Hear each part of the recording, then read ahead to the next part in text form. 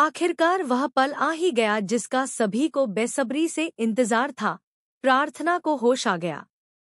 कई दिनों से सबके दिलों पर जो बोझ था वह एक ही सांस में हल्का हो गया। कमरे में सन्नाटा टूटते ही सबकी आंखों में उम्मीद की चमक लौट आई। लेकिन जैसे ही प्रार्थना ने धीरे धीरे अपनी आंखें खोलीं, उसके दिल और दिमाग में सवालों का तूफान उठने लगा। सब उसके चारों ओर खड़े थे, लेकिन उसकी नजर सिर्फ एक चेहरे को ढूंढ रही थी, शिवांश। दिल में हलचल थी, लेकिन होठों पर सवाल थम नहीं पा रहे थे। उसने अपनी बहन की ओर देखा और धीरे धीरे बोली, क्या शिवांश सच में मुझसे प्यार करता है, या फिर मैं ही सब गलत समझ रही हूँ? उसकी आवाज धीमी थी, मगर सवाल की गहराई कमरे की दीवारों तक गूंज गई। बहन ने उसे संभालने की कोशिश की, लेकिन प्रार्थना का मन अब शंकाओं में डूब चुका था। दूसरी तरफ उसी वक्त शिवांश ने अपने दिल का बड़ा फैसला कर लिया था। अब वह और चुप नहीं रह सकता। उसकी रग-रग में यह बात साफ हो गई थी कि वह प्रार्थना से मोहब्बत करता है, वो भी पूरे दिल से। अब उसके बिना अपनी जिंदगी की कल्पना भी उसे अधूरी लग रही थी।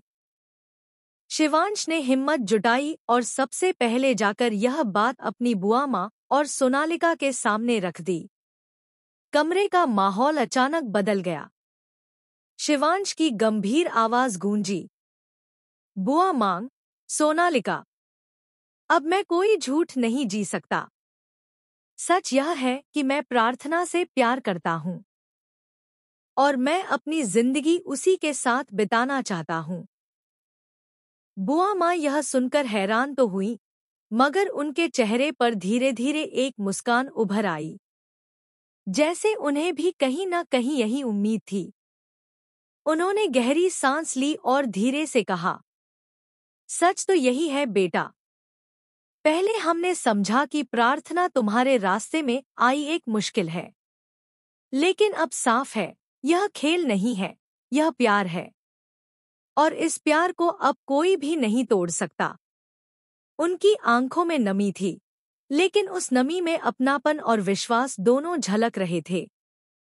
लेकिन सोनालिका, वह तो इस बात को सुनते ही आगबूला हो उठी। उसकी आंखों में खून उतर आया। उसके सपने चकनाचूर हो गए थे। उसने कांपती आवाज में चिल्लाकर कहा, नहीं, यह नहीं हो सकता।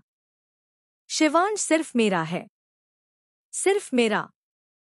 उसकी आंखों से जलन और गुस्से की लपटें फूट रही थी।